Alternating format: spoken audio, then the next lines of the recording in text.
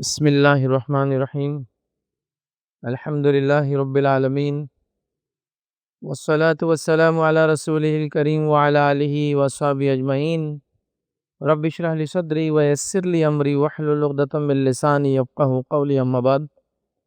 تمام تعریفیں اس اللہ عز و جل کے لائق و زیبا ہے جو تمام جہانوں کا بنانے والا اور اسے پالنے والا ہے، اور درود و سلام اس کے آخری نبی محمد صلی اللہ علیہ وسلم پر۔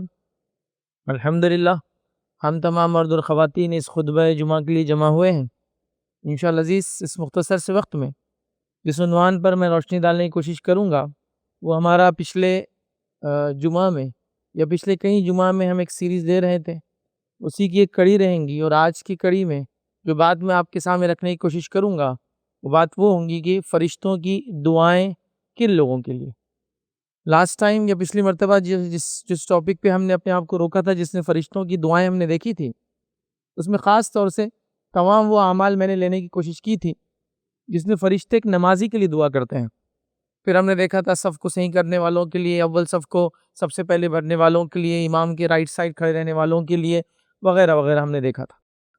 تو آئیے آج انشاءاللہ عزیز اس کڑی کو آگے بڑھاتے ہیں اور چند باتیں یا چند اور بھی اعمال، اب اس کے اندر چیدہ الگ الگ اعمال ہے، اس میں اب کوئی مخصوص نہیں ہے کہ ایک جیسے، وہ الگ الگ چیزیں ہیں جن کے تعلق سے احادیث کے اندر آتا ہے کہ فرشتے ان لوگوں کے لیے دعائیں کرتے ہیں۔ ویسے تو کئی اعمال کے لیے احادیث کے اندر فرشتوں کی دعاؤں کے تذکرے آتے ہیں، یقیناً وہ پوروں کو کور کرنا ممکن نہیں ہے، تو آج کی اس کڑی میں جتنی ہو سکتی میں رکھنے کی انشاءاللہ اس کوشش کروں گا۔ اللہ نے چاہا تو پھر اگلی جمعہ سے انشاءاللہ عزیز وہ اعمال جس سے فرشتوں کی بد دعا لگتی ہے، یہ تو دعا ہو گئی تھی، بد دعا لگتی وہ بھی دیکھنے کی انشاءاللہ عزیز ہم کوشش کریں گے۔ تو چلیے آئیے وہ اعمال جن کے کرنے سے فرشتوں کی دعاؤں میں ہم شامل ہو سکتے ہیں، ان میں ایک اور عمل آج ہم دیکھیں گے، وہ ہے نماز کے بعد اپنی جگہ پر ہی بیٹھے رہنا۔ جب انسان فرض نماز پڑھ لیتا ہے اور فرض نماز پڑھنے کے بعد وہ اپنی جگہ پر ہی بیٹھا رہتا ہے اور وہ اعمال جو مسنون ہے وہ کرتا ہے، جیسا ذکر ہے، اذکار ہے، یا اس کے علاوہ اور بھی چیزیں چونکہ حدیث میں الفاظ ہے، وہ بیٹھا رہتا ہے، ٹھیک، تو اس کو بھی اجر ملتا ہے، فرشتوں کی دعائیں ملتی ہے۔ آئیے حدیث کے الفاظ اس طرح سے، مسند احمد کی روایت ہے، اللہ کے رسول صلی اللہ علیہ وسلم نے فرمایا کہا، تم میں سے نماز کے بعد اپنی نماز کی جگہ پر بیٹھنے والے پر فرشتے اس وقت تک درود پڑھتے رہتے ہیں جب تک وہ اسی جگہ رہے اور بے وضو نہ ہو، مطلب جب تک وہ اس جگہ بیٹھتا ہے اور جب تک بے وضو نہ ہوتا ہے تب تک کے لیے فرشتے دعا کرتے ہیں۔ اب وہ چاہے ذکر کے لیے بیٹھے، تلاوت قرآن کے لیے بیٹھے، کوئی اجتماع یا تقریر کے لیے بیٹھے، یا دینی علم سیکھنے کے لیے بیٹھے، لیکن وہ مسجد میں بیٹھتا ہے تو تب تک فرشتے اس کے لیے دعا کرتے ہیں۔ اور کیا دعا کرتے ہیں؟ اللہ کے رسول صلی اللہ علیہ وسلم فرماتے ہیں اور کہتے ہیں، وہ دعا کرتے ہیں، اے اللہ اس کو معاف فرمائے، اے اللہ اس پر رحم کر، اللہم اغفر لہ، اللہم ارحمہ، اے اللہ اس کی مغفرت کر، اے اللہ اس کو جو ہے معاف کر، یاد رکھیے۔ تو لہٰذا مغفرت مطلب اس کے گناہوں کو معاف کر دے، یاد رکھیے، اور رحم کر مطلب اللہ تعالیٰ اس کو رحم کر، مطلب آخرت کے اندر یاد رکھیے دنیا میں اللہ رب العزت جو ہے وہ رحمان ہے، مطلب سب کو اس کے نعمتوں کا فائدہ ہوتا ہے۔ بارش برستی ہے تو سارے گھروں پر ایک ساتھ برستی ہے ایک شہر میں، لیکن اللہ رحیم صرف مومنوں پہ ہے روز قیامت، یاد رکھیے، عمومی اس کی رحمت سب کو حاصل ہونے والی نہیں ہے، وہ خصوصی رہیں گی اور صرف مومنوں کے لیے۔ تو وہ دعا کرتے اللہ اس پر رحم کر، مطلب دنیا میں رحم کر، آخرت میں رحم کر۔ تو فرشتوں کی دعائیں تب تک ملتی ہے جب تک ایک آدمی نماز کے بعد نماز کی جگہ بیٹھا رہتا ہے، پھر مسنون اذکار ہے اور دیگر چیزیں کرتا ہے۔ تو ہم کوشش کریں مساجد کے اندر جانے کی، ٹھیک ہے، اور اس میں اول وقت آنے کا بھی دیکھ لیا، نماز میں رہنے کا ثواب ملا، اور بعد میں رکنے کا یہ ہے کہ فرشتوں کی دعائیں، تو نماز میں رہنے کا ثواب بھی ہے، فرشتوں کی دعائیں پہلے بھی ملی اور اس کے بعد بھی فرشتوں کی دعاؤں کا ایک انسان مستحق ہوتا ہے۔ تو لہٰذا ہم کوشش کریں کہ اگر وقت ہو ہمارے پاس، چونکہ آج کل مصروفیتیں ہیں، آفیسز ہے، اسکولز ہے، کالجز ہے، مختلف لوگوں کے انکم کی وجہ سے لوگ آگے پیچھے ہوتے ہیں، وہ ایک الگ بات ہے، لیکن کوشش کرے انسان اگر وہ خالی ہے تو کئی لوگوں کو دیکھا جاتا ہے فری ہے تو نکڑ پہ کھڑے ہیں، چوراہوں پہ کھڑے ہیں، کیوں نہ مسجد میں نماز کے واسطے بیٹھا جائے ایک لمبے عرصے تک، تاکہ اجر و ثواب کے ہم مستحق بنے بہرحال۔ تو یہ ایک عمل تھا۔ آئیے اور ایک عمل دیکھتے ہیں جس کے کرنے سے فرشتوں کی دعاؤں کے ہم جو مستحق ہوتے ہیں یا فرشتے ہمارے دعا کرتے ہیں، وہ ہے ختم قرآن کرنے والوں کے لیے فرشتے دعا کرتے ہیں۔ اس کا معنی یہ ختم قرآن مطلب ایک انسان قرآن پڑھ رہا تھا، اس نے قرآن کو چالو کیا الحمدللہ رب العالمین سے، اور وہ خاتمے تک جا رہا ہے، مطلب سورہ فاتحہ سے شروع کر رہا ہے اور سورہ ناس پر ختم کر رہا ہے، اور پہلے زمانے میں یہ بات بالکل عمومی طور سے کی جاتی تھی، یاد رکھیں۔ اسی اعتبار سے قرآن کے اندر، اسی اعتبار سے دیکھیں نبی اکرم صلی اللہ علیہ وسلم کے زمانے میں قرآن میں بہت ساری چیزیں نہیں تھی جو آج آپ دیکھتے ہیں لکھنے کے اعتبار سے، مطلب یہ کہ وہ جو رکوع، اس کے بعد منزلیں، اس کے بعد پارا، یہ آپ دیکھتے ہیں نا. اس کے بعد نصف، جو سورہ کہف کے اندر یہ تلطف دیکھیے آپ دیکھیں گے تو وہ تھوڑا بڑا لکھا ہوا رہتا ہے، چونکہ وہاں ایگزیکٹلی قرآن آدھا ختم ہوتا ہے، ہاف قرآن ختم ہوتا ہے وہاں، تو وہ نصف بولتے ہیں اس کو، تو ہاف قرآن یہ آپ سب دیکھیں گے.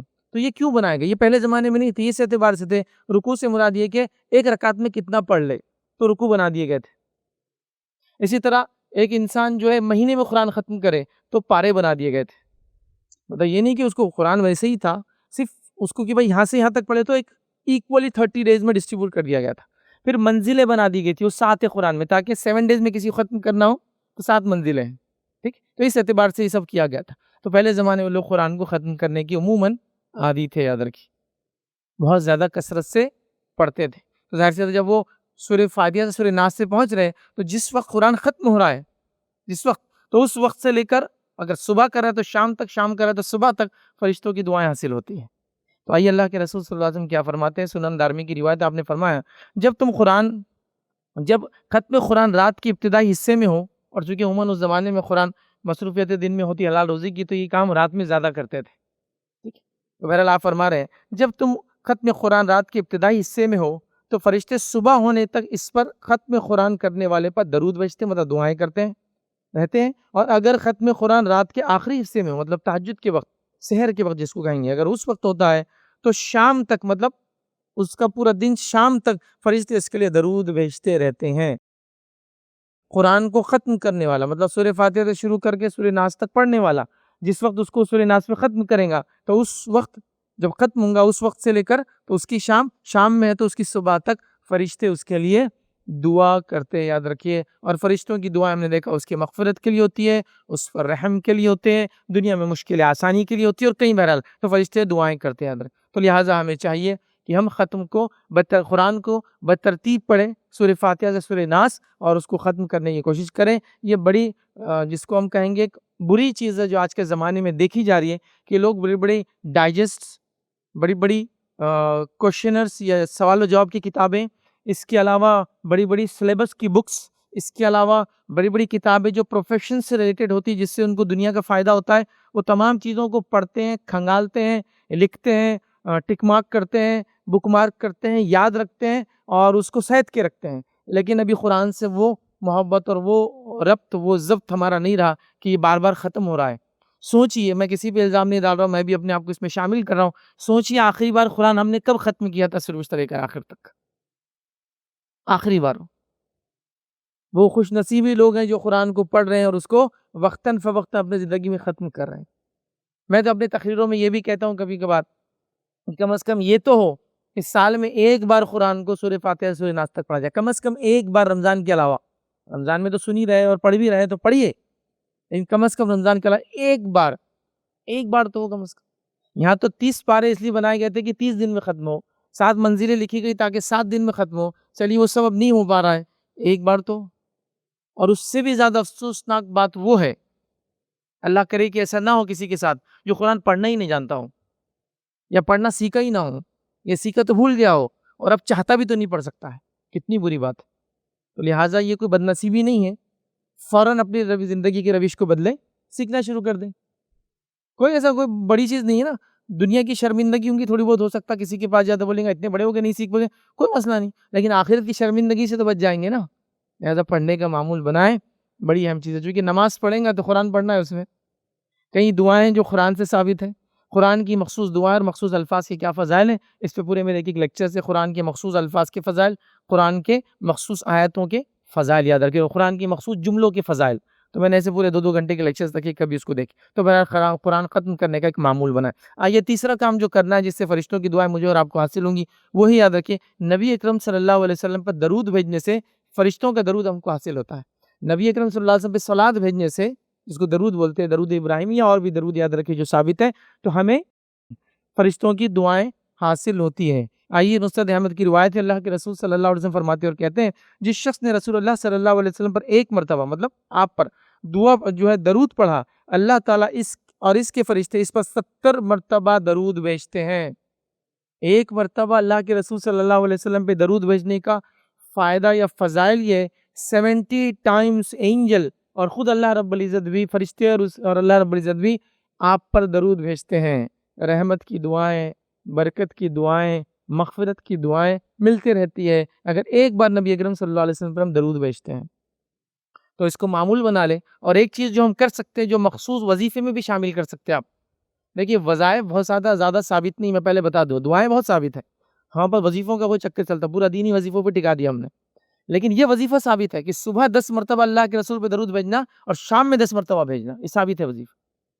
ایک مرتبہ اللہ کے رسول پہ درود بھیجنا 10 درجے بلند ہو جاتے ہیں، 10 گناہ معاف ہو جاتے ہیں، اللہ رب العزت بڑے اس کے فضائل یاد رکھے۔ تو لہٰذا 10 مرتبہ اور 10 مرتبہ کم از کم ڈے میں رکھیے۔ چلیے اب یہ بھی نہیں ہو رہا، نہیں کر پا رہے، تو کبھی بھی جب دل بولا ایک مرتبہ تو ہو جائے، at least in a day, ایک دن میں نبی اکرم صلی اللہ علیہ وسلم جنہوں نے آپ کی اور میرے لیے اتنی قربانیاں دی کہ آخرت میں بھی جو ایک دعا آپ نے اٹھا کے رکھی وہ اپنی ذات کے لیے نہیں ہے، وہ امت کے لیے ہے۔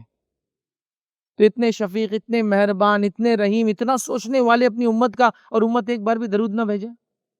باپ نے کچھ کر دیا احسان تو زندگی بھر یاد کر رہے ہیں، چچا نے احسان کر زندگی بھر شکریہ ادا کر رہے ہیں کہ چچا کا احسان تھا۔ نبی اکرم صلی اللہ علیہ وسلم پر ایک بار درود بھیجنا یہ دعا ہے نا، جیسا آپ احسان کو یاد کر رہے ہیں تو یہاں اپنے نبی کو یاد کرنا ہے نا، یہ شکرانے میں ہے، آپ پر درود بھیجنا، اس کے خود ہم کو بھی فائدے ہیں لیکن بھیجنا چاہیے۔ ہم اس معاملے میں بھی کوتا ہو گئے، یاد رکھیں بڑے کوتا ہو گئے۔ تو درود بھیجنا، اللہ کے رسول صلی اللہ علیہ وسلم ایک مرتبہ کا درود 70 مرتبہ کی دعائیں لاتا ہے۔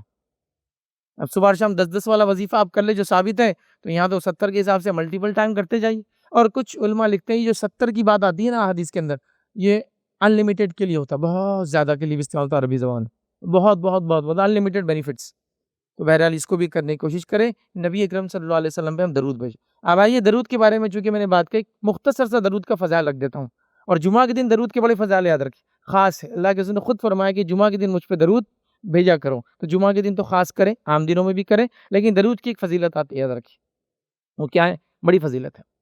ابی بن کعب رضی اللہ عنہ یہ فرماتے اور کہتے ہیں، میں نے نبی کریم صلی اللہ علیہ وسلم کا سوال کیا، یا رسول اللہ صلی اللہ علیہ وسلم، میں آپ پر بہت زیادہ درود پڑھنا چاہتا ہوں، تو اپنی دعاؤں کا کتنا حصہ دعا کا رکھوں اور کتنا حصہ درود کا رکھوں؟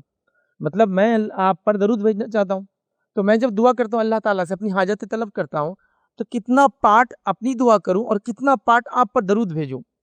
کیا آپ مشورہ دیں گے؟ تو نبی اکرم صلی اللہ علیہ وسلم جتنا تو چاہے کر لے، لیکن اگر زیادہ کرے تو بہتر ہے۔ مطلب جتنا تو چاہے، اس میں کوئی میں ریسٹرکشن نہیں لاتا ہوں، لیکن اگر زیادہ کرے تو بہتر ہے۔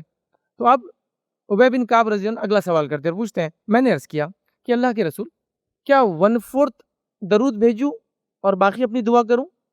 مطلب 1/4، مطلب اگر کوئی چیز کے 4 حصے ہیں تو ایک حصہ میں آپ پہ درود بھیجوں، 3 حصے اپنی دعا کروں، مطلب اگر 4 دعائیں آپ کو کرنا ہے تو ایک درود ہے اور 3 دعائیں ہیں، تو کیا میں 1/4 درود بھیجوں اور یہ کروں؟ تو اللہ کے رسول صلی اللہ علیہ وسلم فرمایا، تو جتنا پسند کرے بہتر ہے، لیکن زیادہ کرے تو اچھا ہے۔ تو پھر انہوں نے اگلا سوال کیا، اللہ کے رسول آدھا بھیجو پھر، مطلب اگر 4 دعائیں کرنا ہے تو 2 درود اور 2 ہی دعائیں کروں، مطلب 2 اس میں اپنی دعا اور 2 آپ پہ درود۔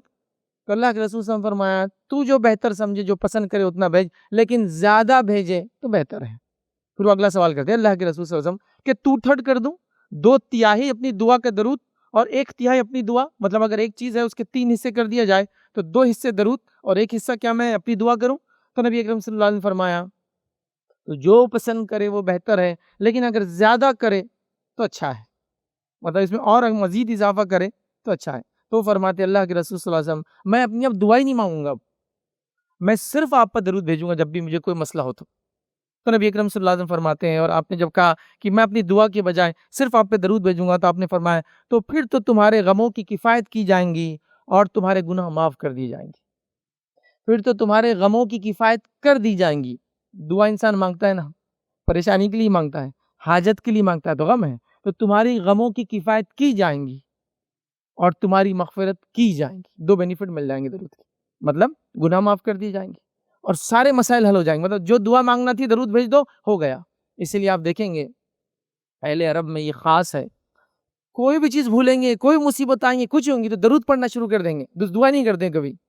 اللہم صلی علی محمد، مثال کے طور پر آپ کسی عرب سے پوچھیں، ارے فلاں چیز کہاں ہے، اللہم صلی علی محمد وعلی آل محمد، وہ دعا درود شروع کر دیں گے، مطلب وہ دعا کر رہا ہے ایکچولی وہ، لیکن وہ درود کی شکل میں کر رہا ہے اس حدیث کے ماتحت کہ میں اپنی دعا کیوں کروں، میں سیدھا درود بھیجوں گا تو میری غموں کی کفایت کی جائیں گے، میری مغفرت کی جائیں گے، تو میرے 2 فائدے ہو جائیں گے۔ آپ سمجھ رہے ہیں؟ تو درود پڑھ دینا فوراً. تو ان میں وہ عادت ہے. بہرحال ایک چونکہ وہ کلچرل ہے, علم رکھتے ہیں تو ان کے اندر وہ سب چیزیں کلچرل ہے, یاد رکھیے. ہمارے پاس ایسی عادتیں, اللہ رحم کرے, برائی, گالی گلوچ, دوسرے گندے الفاظ کے لیے ہم کو بائی ڈیفالٹ یاد ہے. اچھائی نہیں نکلے گی منہ سے. اگر کسی نے آپ کو ستا دیا تو آپ اس کو کبھی خاموشی اختیار کریں گے یا خیر کی دعا نہیں کریں گے, بد دعا دے دیں گے فوراً. ہم نے عادت بنا لی ہے, لیکن اچھی بات نہیں ہے. اس نے آپ پہ ظلم کیا, آپ اس کے لیے دعا کریں, خاموشی اختیار ہے, چل اجر دیں گے آپ کو. ہر دھکے پر دعائیں دینے کی ضرورت نہیں. اللہ کے رسول نے عورتوں کو اس چیز سے روکا, جو کچھ ہوتے ہی بس وہ کوسنے بیٹھ جاتی ہے نا, تمہارا بیڑا غرق ہو, تمہارے ساتھ تو یہ ہو, ان کے بچے برباد ہو جائے, یہ محلہ سب لوگ فلاں ہو جائے, ہوتا ہے نا, تھوڑی سی چیز ہو جائے, نہیں کرنا چاہیے. اس لیے کہ آپ نہیں جانتے وہ مستحق نہیں تھا, اس بددعا کا بددعا ریٹرن آتی ہے. بہرحال تو درود کا معاملہ ہو تو اگر اپنی دعاؤں کے بدلے میں اور آپ صرف درود ہی مانگ لیں, درود ہی پڑھ دے تو کافی ہو جائے گا.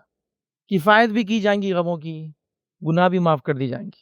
تو اب بہت بڑی چیز معلوم ہوئی. ایک تو فرشتوں کی دعا ملی 70 مرتبہ, اللہ رب العزت کی دعا مطلب اس کا فضل ملا, درود ملا 70 مرتبہ, اور اس کے علاوہ یہ فضیلتیں ہیں کہ دعا کے بدلے اگر یہ کر لے تو. چلیے آگے بڑھتے ہیں. چوتھی چیز ہم دیکھتے ہیں جس کی وجہ سے فرشتوں کی دعائیں ہم کو ملتی ہیں, وہ یہ یاد رکھیے, خیر پر خرچ کرنے والے کے لیے اس کو دعائیں ملتی ہے فرشتوں کی, خیر کے لیے خرچ کرنے والے کی. اچھا, یہ جو روایت حدیث ہے اس میں صرف خیر پر خرچ کرنے والے کو دعا نہیں ملتی ہے, نہیں خرچ کرنے والے کو بد دعا بھی ملتی ہے. تو یہ دونوں چیزیں ایک ساتھ آ رہی ہے. اب تک یہ ساری روایتوں میں یہ دونوں والے پارٹ نہیں آئے تھے, نہیں نہ بارے, مطلب اگر کوئی درود نہ بھیجے تو گناہ نہیں کر رہا ہے, لیکن بھیجے تو ثواب کر رہا ہے. لیکن اب جو آ رہا ہے معاملہ یہ حدیث کے اندر, مطلب یہ معاملہ ایسا کرو, نہیں کرو گے تو یہ ملیں گا. مطلب اگر دعا مل رہی تو بد دعا بھی مل سکتی. کیا عمل ہے وہ؟ عمل ہے خیر پر خرچ کرنے والے کے لیے فرشتے دعا کرتے ہیں, اور خیر پر خرچ نہ کرنے والے کے لیے بد دعا کرتے ہیں. آئیے حدیث کے الفاظ اس طرح سے, صحیح بخاری اور صحیح مسلم کی متفقہ علیہ روایت ہے. صحیح بخاری اور صحیح مسلم میں جو حدیثیں آتی ہیں ان حدیثوں کو متفقہ علیہ کہتے ہیں. مطلب امام بخاری اور مسلم نے اتفاق کیا اس حدیث پہ, تو آپ کئی جگہ دیکھیں گے متفقہ علیہ تو سمجھ جانا بخاری اور مسلم کی روایت ہے. بہرحال چلیے, تو حدیث کے الفاظ کیا ہیں؟ نبی اکرم صلی اللہ علیہ وسلم فرماتے ہیں, کہتے ہیں کوئی دن ایسا نہیں گزرتا کہ جس دن صبح, ٹھیک ہے, کوئی دن ایسا نہیں گزرتا بندے جس میں صبح کرتے ہیں مگر 2 فرشتے نازل ہوتے ہیں. ان میں سے ایک دعا کرتے ہوئے کہتا ہے اے اللہ خرچ کرنے والے کو بدل عطا فرما, اور دوسرا فرشتہ کہتا ہے اے اللہ روکنے والے کو تباہ اور برباد کر دے. تو یہاں خرچ کرنے والے سے مراد اللہ کی راہ میں خیر پر خرچ کرنے والا, صحیح جگہ خرچ کرنے والا, رشتہ داروں پہ خرچ کرنے والا, مطلب جو بھی جائز ہے, زکوٰۃ, صدقات, فلاں فلاں فلاں, تو یہ خرچ مراد ہے. تو خیر پر خرچ کرنے والے کے لیے دعا, اور نہیں خرچ کرنے والے کے لیے دوسرا فرشتہ بد دعا دے. تو ہر روز 2 فرشتے اترتے ہیں اور ایک انسان کے لیے دعا یا بد دعا دیتے ہیں. خرچ کرنے والے کے لیے دعا اور روکنے والے کے لیے بد دعا. اب ایک مسئلہ کیا آتا ہے, جب بھی خرچ کی بات آتی ہے تو ہم لوگ مالداروں کی طرف دیکھتے ہیں, ہمیں تمہارے لیے بات ہے, تمہارے لیے بات ہے, ہر آدمی مالدار کی طرف دیکھ رہا. نہیں, یہاں خرچ میں مالدار اور غریب کا تقسیم ہی نہیں, جو جس استطاعت میں ہے وہاں اس کو خرچ کرنا ہے, یہ خرچ مراد ہے. مطلب کیا؟ مطلب یہ کہ اگر میں 100 روپے دن میں کماتا ہوں تو روپیہ تو اللہ کے راہ میں خرچ کر سکتا ہوں نا, روپیہ 1 روپیہ کر سکتا ہوں نا, تو پھر کرے. یہ سمجھنے کی ضرورت ہے. ہم جب بھی خرچ کی بات آتی ہے مالداروں کو سوچنا ایسا نہیں. اور اگر ایک انسان جو 100 روپیہ کماتا ہے اس میں سے روپیہ کسی پہ خرچ کرتا ہے تو اپنی انکم کا 1% خرچ کر رہا ہے, تو اس کو ثواب روپیہ خرچ کرنے کا نہیں ملے گا, انکم کے پرسنٹیج کے اعتبار سے ملیں گے. یہ بات یاد رکھیے, ورنہ اگر ایسا ہو جائے گا تو مالدار کے قریب تو غریب کبھی خرچ کر کے پہنچ ہی نہیں سکتا. پہنچ سکتا ہے, غریب مالدار سے آگے پہنچ سکتا ہے خرچ کرنے میں. وہ ایسا کہ میں نے آج 100 کمایا تو 50 روپے خرچ کر دیا. بتائیے کوئی مالدار 1 لاکھ کما کے 50,000 خرچ کر سکتا ہے کیا؟ میں نے 50% آف دا سیلری آج خرچ کی, مجھے 50% مال خرچ کرنے کا اجر ملنے والا. تو اللہ تعالیٰ فیصد میں دیں گا اور روپیے کی اماؤنٹ میں نہیں ملنے والا ہے. کوئی یہ نہ سوچے اس نے 1 روپیہ خرچ کیا, میں نے 50 کیا تو میرا 1 روپیہ تو کیا ویلیو. نہیں, تمہارا 1 روپیہ تمہاری ارننگ کا کیا پارٹ تھا اس پر ڈیپینڈ ہے سب چیزیں. بڑی بات ہے, سمجھنے کی ضرورت ہے ان چیزوں کو. تو کوئی بھی انسان, میں نے تو نہیں دیکھا لاکھ کماتا ہو لاکھ خرچ کرتا ہو, لیکن ایسے لوگ میں نے دیکھے جو 100 کما کے پورا 100 بھی کسی بھی خرچ کر دیتے ہیں, کیونکہ وہ اس دن پاتے ہیں کہ وہ زیادہ مستحق ہے میرے بدلے. بہت بڑی بات ہے. تو خرچ کرنے والے بن جائیے, ہر آدمی خرچ کرے. خرچ کرنے کی خصوصیت کیا ہے معلوم آپ کو؟ اللہ رب العزت دیتا بھی چلا جاتا ہے. کسی کہنے والے نے ایک اچھی مثال دی تھی سمجھنے کے لیے خالی, کہ ایک ٹینک ہے, اس میں کئی نل لگے ہوئے ہیں اور پانی تیزی سے جا رہا ہے, تو اوپر والا دیکھ کر بولتا ہے اس کو جلدی جلدی بھرو, اس کے پانی زیادہ جا رہا ہے, زیادہ تو اس کو زیادہ خرچ کر رہا ہے.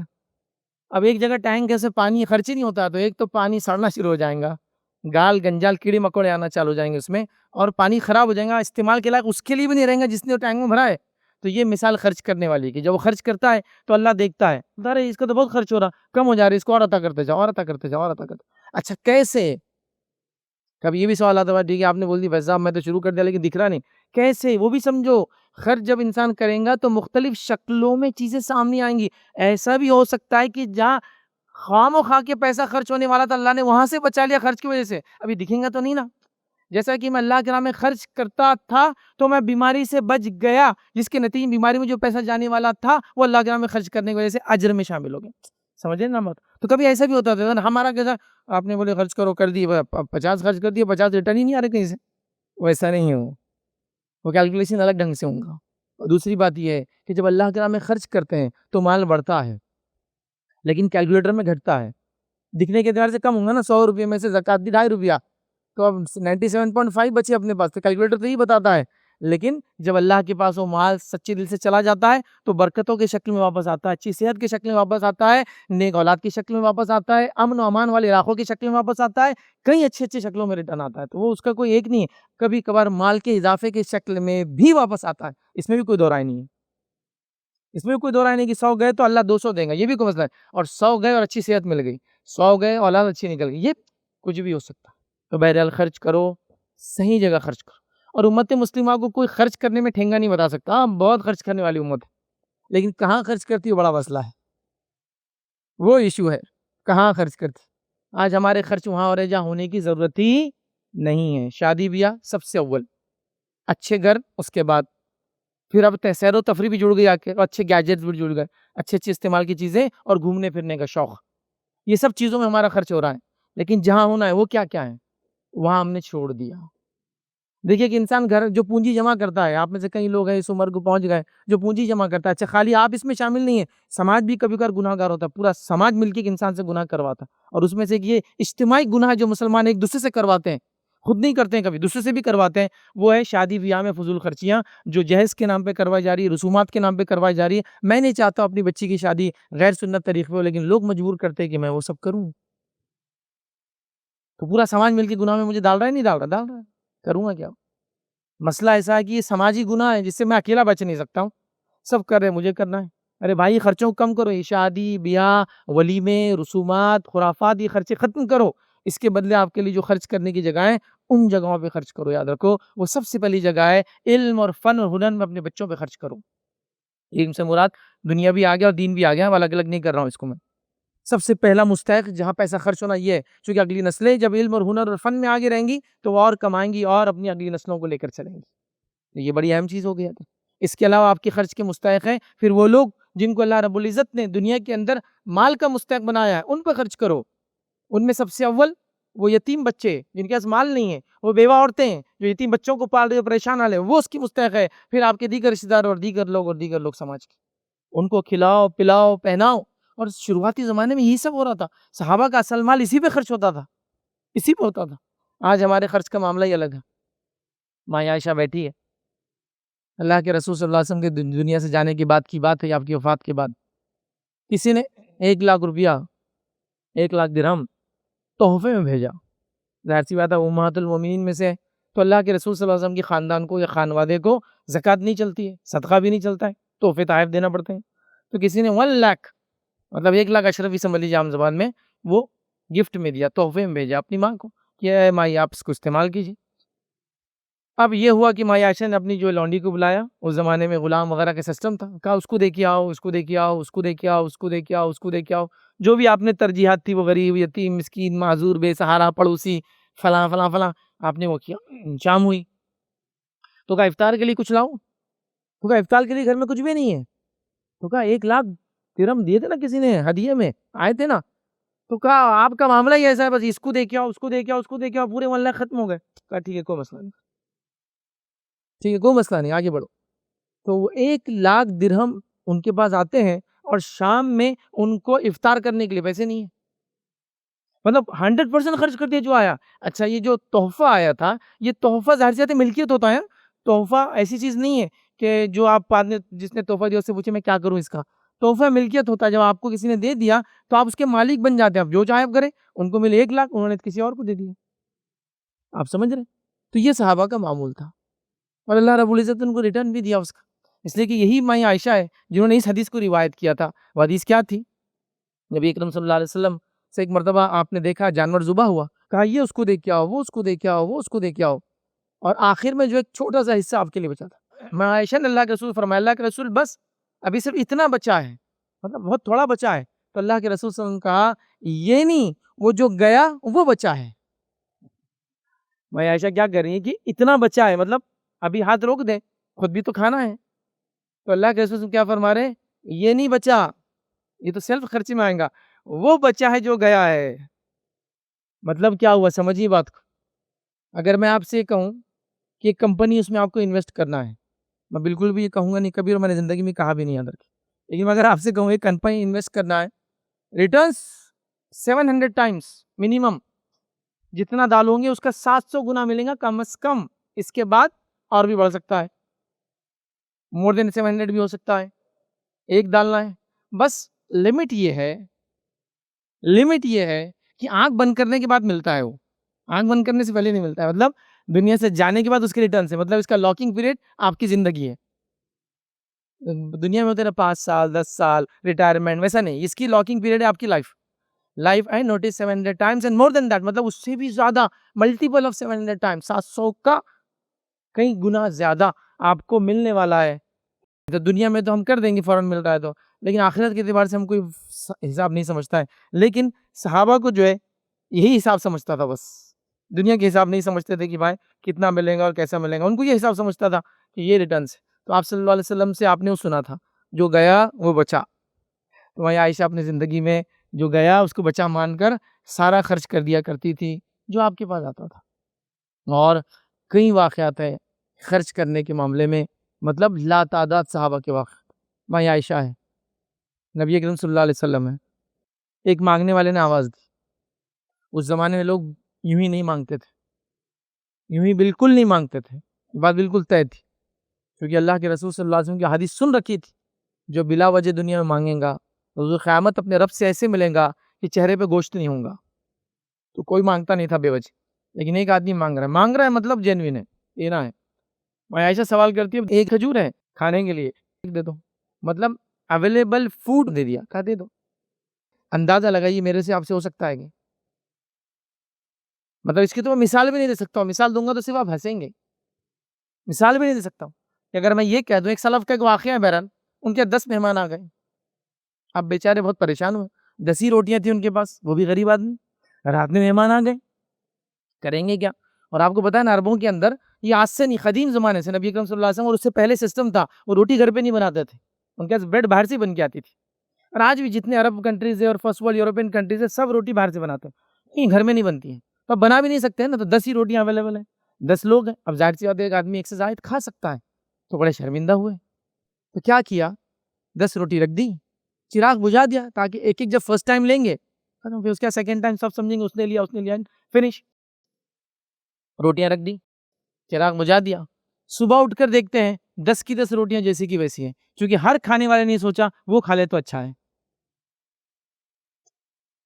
کیونکہ آنے والوں نے بھی دیکھ لیا 10 روٹیاں، چراغ بجھ رہا ہے، تو اندازہ تو دیکھیے آپ کو بھی اندازہ ہوتا ہے، کسی گھر گئے اور وہ بیچارہ چائے بنانے کو بھاگ رہا ہے، دودھ نہیں ہے، فلاں نہیں ہے، بہانے بنا رہا ہے کہ آج تو دودھ والا ہی نہیں آیا فلاں، لیکن وہ بہانے اس کے ہم سمجھ رہے ہیں کہ وہ لا نہیں سکتا، اس کی استطاعت نہیں ہے، تو آپ بھی بولتے ہیں ارے میرے کو تو بہت پسند آتی چائے جو کالی رہتی، بغیر شکر کی رہی تو اور اچھا ہے، اور کچھ نہیں تو مجھے آپ خالی گرم پانی دے دیجئے، مجھے وہ بھی گلا صاف کرنے کے لیے اچھا لگتا ہے، آپ سمجھ جاتے ہیں سچویشن، تو وہ آنے والے بھی سمجھ گئے سچویشن، تو وہ سوچ رہا ہے وہ کھا لے تو اچھا ہے، وہ سوچ رہا ہے وہ کھا لے تو اچھا ہے۔ اب اگر میں اس کی مثال ہمارے اپنے آپ سے دے دوں، 10 لوگ اور 10 روٹیاں رکھی ہے، اللہ اللہ، ہر آدمی چاہیں گا کہ وہ ایک روٹی کو 1 سیکنڈ میں کھائے گا، دوسری اس کو ملے، وہ ملنے پورنے والی کسی کو بھی نہیں، تو یہ لینے کا مزاج بن چکا ہے، وہاں دینے کا مزاج تھا، اور یہ مزاج ہمارا قومی طور سے بن چکا ہے، میں بالکل برائی سے نہیں بول رہا ہوں، لیکن آپ کو یہ میرے بات کو ماننا پڑے گا، مانگنے کا مزاج ہمارے اس ملک عزیز میں ہم مسلمانوں کا قومی مزاج ہے۔ یہ مزاج کی اگر آپ کو مثال دیکھنا ہے تو 4 لاکھ روپے خرچ کر کے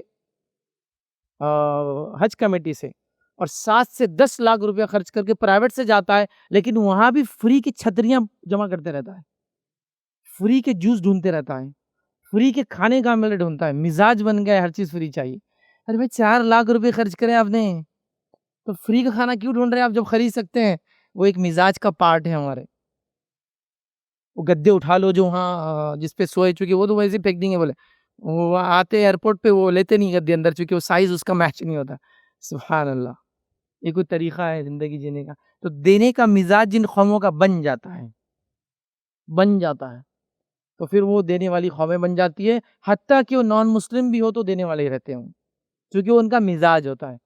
تو اپنے مزاج کو ہم تبدیل کریں. ہمارا دین ہم سے ڈیمانڈ کرتا ہے کہ دینے والے بنو. کسی سے لینے کو پسند مت کرو. مانگنے کو حد درجے آخر حد موت سے پہلے پسند کرو کہ مانگوں گا. مانگنا پڑ جائے تو صرف ایک وقت کے کھانے کی اتنا مانگوں گا. حدیث میں الفاظ ہی اگر کسی کو مانگنے کی ضرورت پڑ جائے تو ایک وقت کا صرف کھانے کی اتنا مانگ سکتا ہے، اس سے ایکسٹرا جمع نہیں کر سکتا. اللہ تعالیٰ ذمہ لیں گا اس کے کھانے کا.